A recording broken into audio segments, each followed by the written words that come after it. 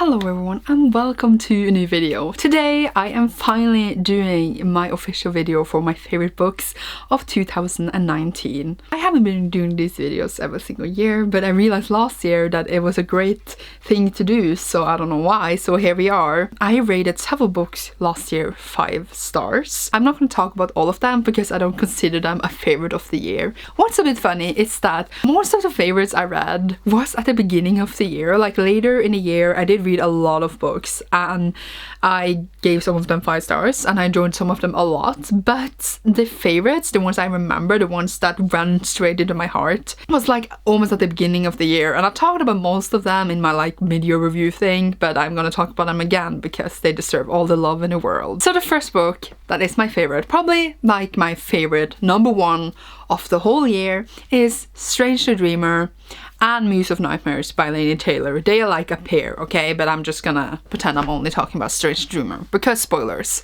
I actually reread this on New Year's Eve, so I read it twice in 2019 and it was everything. Again, Strange the Dreamer follows Laszlo Strange, who plays when he is like a kid, and he plays that he's a warrior from the city that disappeared 200 years ago. But then when he is playing, the name of the city disappears from his mouth and is like basically magically removed, which then causes him to be kinda, if not very obsessed with the city, wanting to see if it was real at all. A lot of people just think it was legend or that it doesn't really matter that it's gone.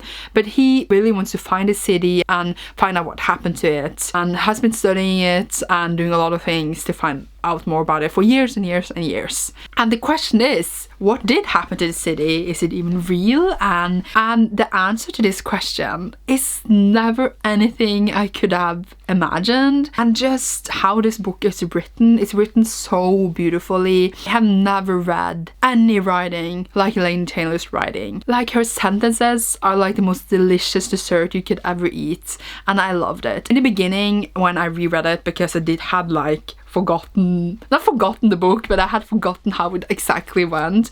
I was very surprised to see how long time it takes for it to get to a certain point that I thought happened much quicker. And I also had forgotten like how it goes a bit back and forth in the beginning. And I've seen a lot of people not enjoying this book, which is totally fine and granted and whatever, like what you like. But I can also see really why someone would be an effort in the beginning, because it is very like back and forth and written very everywhere, but when it gets to a point it's just like you in the story and just how the story is told. It rewards you so much later. And also I want to reread Muse of Nightmares hopefully this year, because when I read it Strange the Dreamer the second time I did it on audiobook, and I really want to do an audiobook of Muse of Nightmares. Like, Muse of Nightmares just gives me all the feels, because then it all comes together, because it's a pair, right? It was a standalone but it was split into 2 books. So it's basically one book, and it was just, I knew I was gonna love this, but I never imagined that it would be everything. Like, just thinking about it, especially since I read it so recently, soars my heart, and I recommend it to anyone. I do understand why some people wouldn't like it, because I can see how the writing and the way it's told is not for everyone. People who has enjoyed it and has liked it a lot sees me, the feeling you get, it's like nothing else, and I love it so much. I need to read her other series, her other books, and I need to reread Strange the Dreamer for the rest of my life. I like just sitting here talking about it makes me so emotional. I would recommend it with all my heart. This is, as I said, my ultra favorite for the whole of 2019. It was just perfect, okay? So perfect. My next favorite for 2019 was 1,000 Perfect Notes by C.G. Juice. And this one is a YA contemporary. It follows Beck, who is a piano player, but his mother, the maestro, forces him to play, and he kinda hates it because she is so intense on him and abusive and horrible. He loves music, but she has made him like feel horrible about it. And it also follows August, who he meets, who is just girl of sunshine and cakes, and he makes him feel everything again. They form this beautiful friendship. I heard about this book a lot because I follow the author, who is also known under the name Paper Fury, on Instagram for a long while, and I was very excited to see when she was going to release this. And reading it, I don't know what I expected. I do love me contemporary here and there, but I did not expect this to just blow my mind away. loved everything about it. The writing is beautiful, and how the author makes us feel with these characters is nothing like I ever experienced almost. I was just heartbroken, and I was happy, and then I was heartbroken, and it went back and forth, and I just absolutely loved it. Okay, I still find myself thinking about it. I really do want to read it again, and I want to read her other book, The Boy Who Steals Houses, as soon as possible. I've just been in Japan, so my book buying has not been as it once were. Just the feeling the book had. I feel like I described the book also very badly, but that's just because I read it in like January last year, so it's like a year ago. My brain cells, it's not that huge, but I do manage to like know that I love it, and I remember the story, of course, and just how it all came together and how beautiful this was. I feel like more people definitely should read it. It's a really, really, really good contemporary. It just has a lot of heart and heartbreaking things, and we all love to be heartbroken by books, so that's why we are all here. So these books are in no particular order, like Strange Dream and The Muse of Nightmares is on top, I would say, but all of them are just like random. And the next one is Darius the Great Is Not Okay by Abid Korham, and this one follows Darius, whose grandpa, who lives in Iran, is sick, so his family decides to go there to visit, and he's never met his material grandparents in real life. And then he finds his family, he finds friends, he finds his culture, his people in a new way that he has never before. He struggles also a lot with depression that he like struggled with for years, and he just sees all these new sides of himself and just discovers life. I don't even know how to describe a contemporary apparently, but this book, oh my god, I don't know why I expected it. I knew like it was gonna be a nice contemporary, but I didn't know I would be bawling my eyes out and feeling all the feels in the whole world. Like, just thinking about this book gives me literal goosebumps right now because I loved it so much. It was everything. Oh my god, my goosebumps are like very intense right now. The book is getting a sequel this year in August, and I literally cannot wait. I love this book so much. I don't even know why I loved it so much. I'm usually like, my favorites and like all the feels I get is usually towards fantasy. Not that there's anything wrong with contemporary, I do read quite a lot of that too, but I usually find contemporary lacking of things that I miss. But this one just caught my heart. It caught feelings inside of me I didn't even know I had, and I still, as you can see talking about it, just remembers this and remembers the story and just Darius and how his story around depression and his family and like all the things he's feeling, I felt, and it was just so good. Okay, I need the sequel. I need to reread this also before the sequel to remember all my feels again, so I am ready to die again. I just picked this book up because I saw it around and I was just like, yeah, I will like it, but no, I will love it to death apparently. So yeah, I am very good at describing my feelings of these books apparently. What do you expect of me? We then had The Red Squirrels of Magic by Cassandra Clare and Wesley Chu, and this one is Malek's book from the Multi-Instruments. Malek, if you don't know, Alec Lightwood and Magnus Bane from the Multi-Instruments series, and it is their own story, and I guess you could read it without reading the other books, but you will get much more of the story if you don't. But this is set in between City of Glass and City of Heavenly Fire in the Multi-Instruments, so it's not connected to that main story.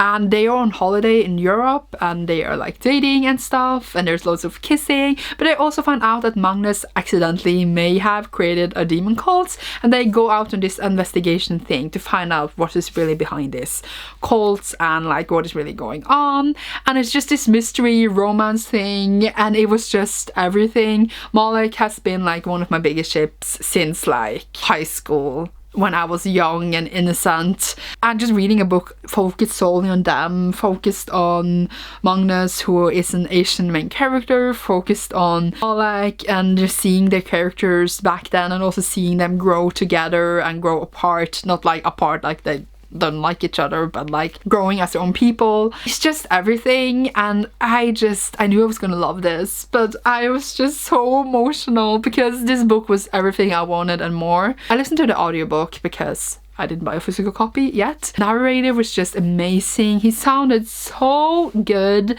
and I want to listen to it again because I'm so excited. Clearly I did like have a lot of expectations for this book because I have all this history with the Shadowhunters world from before, and it lived up with everything I wanted it to be. So I am a lucky person to live this day to experience these books. I also read Assassin's Crest, which is the final book in the first trilogy by Robin Hobb, and this one follows Fitz, who is the bastard son of the king in waiting in the Six Duchies, which is a land in the realm of Elderlings that Robin Hobb has made. Fitz becomes also an assassin in training. We just basically follow his whole life, and they also like fight these raiders, and there's like lots of things going on in his life. I never know how to explain these books, and the second book in series was in my favorite for 2018, and I'm so glad I managed to finish this series in 2019. The first book I was like, okay, it was good, but it was like not the best book in the whole world.